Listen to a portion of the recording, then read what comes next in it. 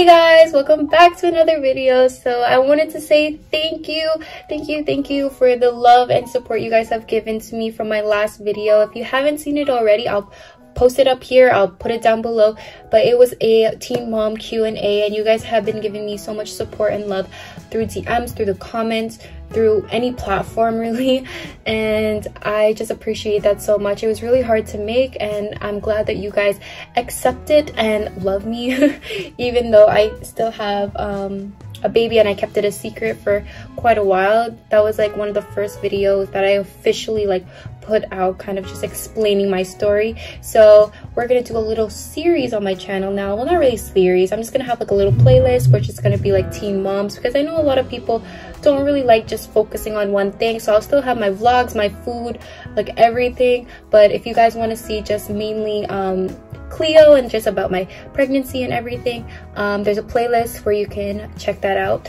So today's video is going to be a story time, and you guys have wanted to do this. Wanted me to do this, sorry.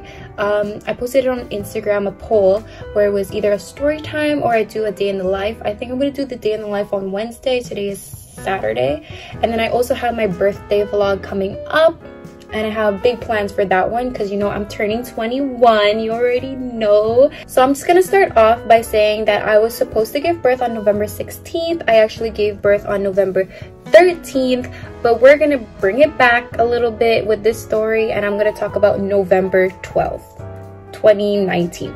So November 12th, it was a normal day. Usually with my pregnancy and throughout my pregnancy, I would always wake up at 9 o'clock. It's just always been a thing. Like, it doesn't matter what time I slept or how long I slept, like I would always wake up around 9 o'clock.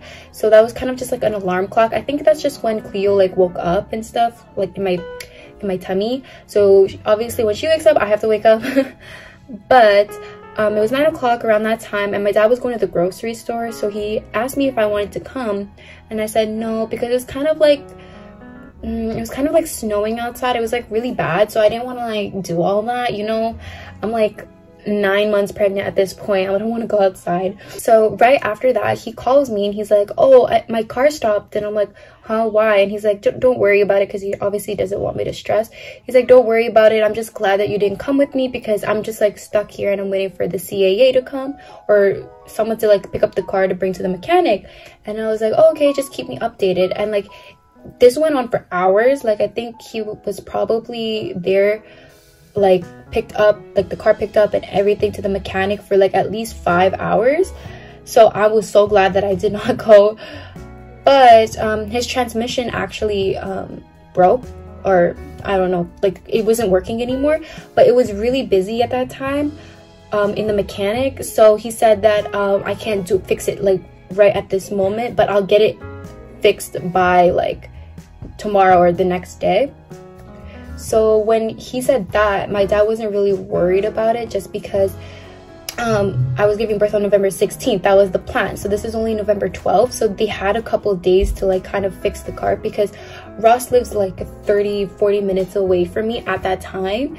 So he wouldn't be able to like come right in time, just if I was about to like give birth on the spot.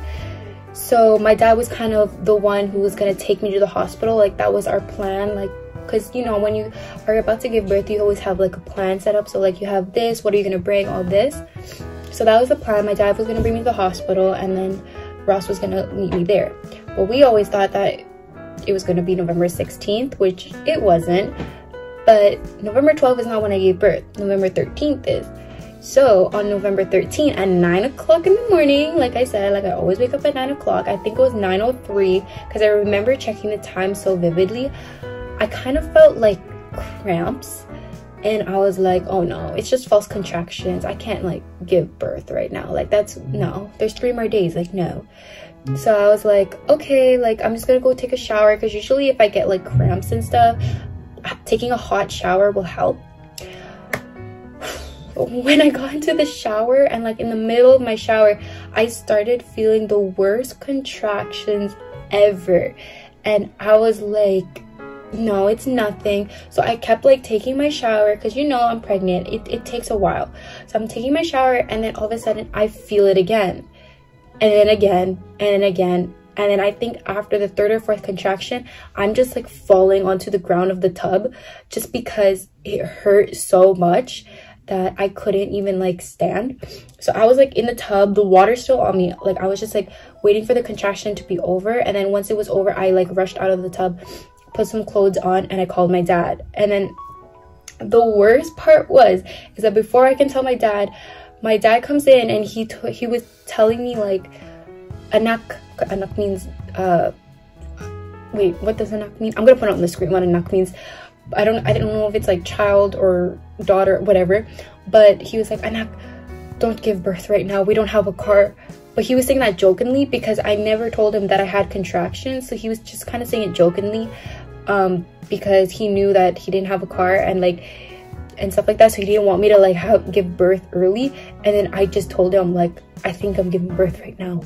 And then it just kept going and going. My mom was at work, Ross was on FaceTime with me because he was in campus. He's in Morningside campus, Centennial, so he's just like literally like on the phone. I'm having contractions every 5 minutes. And what they actually say when I went to like birthing classes and stuff like that, like how to give birth classes, they told me that your contractions will be like every 15 minutes or every 20 minutes, and then it'll slowly go down. Tell me how mine were every 5 minutes since 9 o'clock. I was like, where's the 20-minute gap? Like I was like having a contraction, and then like I would like move 2 steps and then have another contraction. So I literally thought I was giving birth at that moment, because usually as your contractions get faster and faster, that means you're about to give birth. Because if your contractions are happening every minute, then that means like, you know, the baby is coming, so you're dilating fast. So obviously I was in panic because my dad didn't have a car. I didn't know what to do. No one was like really there. My dad was in panic. Like I was like, and then thankfully my cousin lives across the street, and she's actually a nurse, so she kind of like knows and like has dealt with like patients and like that are mothers, and like actually seen like has like been there in the delivery room and stuff. So we call her, and thank God she did not go to school yet, because it was actually her exam, like one of her exams that day. And then she was like I was on the phone with her. I'm like, I'm about to give birth, and she said, you're not about to give birth, you still have time, you're probably only like 1 centimeter dilated, and you have to be at least 10 centimeters dilated to start pushing. So I'm like, okay, but can you come? And she was like, I can only come for like 10-20 minutes, I'm gonna be late for my exam. And I'm like, I need you right now, because I don't know what I'm doing. And so she comes, and she can see me in so much pain, and she's like, I'll be back in an hour, just stay home, don't go to the hospital, because they're just gonna send you home. I'm like, no, I need you to stay here. So she calls her professor, she emails her professor like, emergency, like my cousin's about to give birth, I cannot go to the exam. And she stays with me. And then we call my mom, she's coming home. But they actually say this in like your birthing classes, that don't go to the hospital right away, just because if you're not like dilating fast enough, or if you're only like 1 centimeter dilated, they will send you home, because you will be in the hospital for so long, and they can have other patients in there. Because going from 1 centimeter to 10 centimeters, you've heard like people are in labor sometimes for like 20 hours, sometimes even a day, 15 hours. Like it just depends on the person, I guess, or like the situation. But I think we left around, or made the decision to go to the hospital around 11. So I was at home having my contractions every 5 minutes, like for 3-ish hours. And then as soon as my mom came home, we called an Uber, because we called an Uber. Oh no, we were gonna call a taxi, but the thing is the taxi takes a long time, because you know how like if you call a taxi, they take like 10 to 15 minutes sometimes to like come in. But for Ubers, you can just choose or like see one that's in the area, and then they'll like come right away. So the Uber came like pretty much like right away. Like I remember when the Uber was like, oh, I'm here, we were still upstairs, so it came pretty fast. And as soon as the Uber driver saw me, he got out of his car, and he literally asked like, is she okay? And then I didn't say anything. My cousin was like, yeah, she's just about to give birth. And then I'm just here like, okay, like, can we get on it? And the Uber driver was like, oh my god, like, okay, so what do I do, what do I do? So he was frantic, I was frantic, I'm giving birth, I'm screaming in the car, literally like contractions every 5 minutes. Take it. It is rush hour. It's probably around 11:30 at this time. And I remember my mom was at the front, I was at the back, like about to get, I was literally so frantic that the Uber driver was so like concerned. She was like, I don't know which route is faster, and he was asking me for directions because the Mount Sinai Hospital's emergency room was under construction. So I remember they told me that we have to go in the back, but he didn't know how to go in the back. Like, he didn't know which way was one way and stuff. And I'm just here like, I'm about to give birth, why are you asking me? Like, don't you have a phone? Isn't this your job to know where to go? So I was kind of just like talking to him, having a contraction, and then talking to him, and then he was like talking to me, and I was just like, I'm about to give birth in this Uber. And then I'm literally about to give birth in this Uber. Like, there's no way. Like, I was literally like, there's no way we're getting to this hospital. He doesn't know the fastest way, he doesn't know which direction to go to, which way to turn, like, and I couldn't really like talk just because I was more focused on giving birth in an Uber. But at the end, so we finally find like the destination. So we go on Murray Street, which is at the back.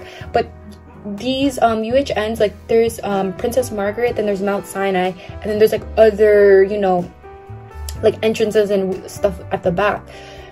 Tell me how I tell him to drop me off at the Mount Sinai emergency room, and he drops me off at the Princess Margaret one. And when he drops me off at the Princess Margaret one, I had to walk 1 block to the actual emergency room where I was supposed to be dropped off. So take it, it's winter, I'm in a robe, I'm like naked in a robe, giving birth, like having contractions every 5 minutes. He drops me off at the wrong emergency like entrance. I'm walking, having contractions, stopping, walking, then stopping. People are looking at me, by the way, like, what the doing? And I'm just here like, I'm about to give birth. I walk in, and tell me how, like, you know, these shows, these movies, when someone's about to give birth, I thought, like, you know, they would bring like a wheelchair. Yeah, I didn't get that. I literally went to the guy, I was like, I'm about to give birth, like at the entrance of the emergency room entrance thingy. I'm like, I'm about to give birth, and he's like, elevators are that way. I'm like, okay. So I walk my ass all the way to the elevator. Take in, the elevators are at the front of the Mount Sinai. We're at the back because that's where the entrance is supposed to be. There's a lot of people waiting for the elevator, but thankfully they let me go in first because they saw that I was in pain. I was like groaning, grunting, making sounds. I didn't care at that point. I was in so much pain, like I couldn't even walk. So we get in the elevator. I think it was like the 714th floor, I don't know. It took a while because people were going in and out. I was like, come on. And then I remember this mom with her, I think, newborn too. She was in the elevator with us, and she was like, you'll get through it. I'm like, thanks. I'm like, okay.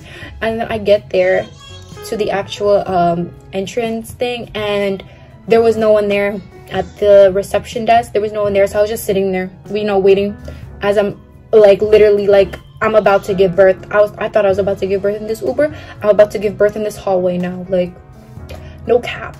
I literally thought I was about to give birth. And then they finally take me to like this room, but it's not the actual room where you actually give birth. It's kind of just like the emergency room, like a little room where they like check you up and stuff like that before they can actually take you in to the actual rooms where mothers give birth. And when they checked and stuff, they said I was 2 centimeters dilated. I was like, I am only 2 centimeters dilated? So it's gonna get worse? Like, I was like, but I'm having contractions every 5 minutes. And she was like, it's different for every girl. I'm like, huh? Like, so she was actually not gonna let me in to the actual birthing rooms and stuff, like the private rooms, just because I was only 2 centimeters dilated. So they were actually gonna send me home, but they said since they're not busy, we'll let you stay for another hour and see how fast you dilate, and if you dilate fast enough, we'll get you a room, but if you don't, you have to go home and then come back. So I was like, I am not trying to go back. And I was like, no, I'm not taking another Uber back, like, it ain't it. So when she came back to the room and she checked again, I was actually 3 centimeters dilated. So they were like, oh, you're dilating fast enough. So I went inside, and then that's when I called Ross to be with me and stuff like that, because they said that I was gonna give birth today, like, because you know it's probably only like 1 o'clock at that time, where they took me to that other room like 1 or 1:30. So they said, yeah, you're most likely about to give birth today, so November 13th.